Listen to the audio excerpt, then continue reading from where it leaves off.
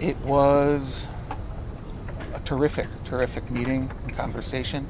I think we all came away feeling that as families of hostages, of American-Israeli hostages, which are 8 out of a total of 138 hostages, we felt that, and we felt before, and we were only reinforced in seeing and believing that we could have no better friend in Washington or in the White House than President Biden himself and his administration. Pope Francis, specifically, are you requesting of the U.S. going forward to secure the release? What I can tell you is that Abigail is a miracle. She is a light in this very dark time. And metaphorically, a lot of our families that are here today, and we are all one big family, looking to get all of these people's sons and fathers and mothers out, that we are here because the president and his team have been bringing out light in this dark time. And Abigail, who is a 4-year-old, is a symbol of that light. Of your loved ones, and as it relates to the desire for another ceasefire right now, is there any more? We love a Christmas miracle. We would love all of our loved ones to come back and be with us for Christmas.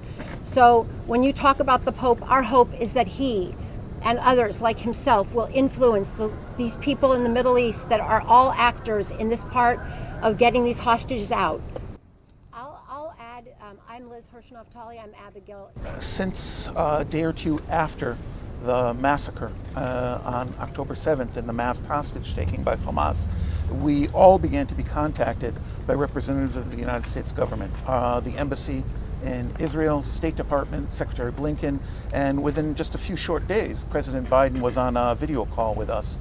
And since that time, we've been in frequent and very transparent contact with administration officials, and we've also really benefited, I think, and most importantly, our sons, daughters, fathers, sisters, brothers, mothers have also really seen how, in a very divided time, members of Congress, members of the Senate, from wall to wall, have shown solidarity with us. Well, as I said before, we're going to keep the private conversations private. What we do know, and we've seen that the U.S. administration, from the previous round of negotiations and hostage release, the U.S. administration is completely committed to getting the hostages out, the 8 Americans who remain there, and the other nearly 130. We have no doubt about that. And today's meeting with President Biden and Secretary Blinken only reinforced that, and that they are willing and ready to do all that they possibly can by any number of means to get the hostages home. And also not just to talk about them as hostages, but to talk about them as people. And that is what the President and Secretary Blinken understand, is that they're just not numbers and they're just not faces. They are sons. They are sons, they are grandparents, they are mothers.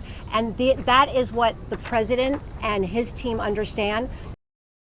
We are thankful to the President and to his team, because we know that they are working 24 hours a day, and they are going to work through the holidays, and they are going to do everything they can to make sure that all of our loved ones, real people, come home to us and to the families across the world and in Israel. Thank you so much. No, thank you. Without getting into any, did you receive any new information today about your family members' whereabouts? Shelby, leave my show.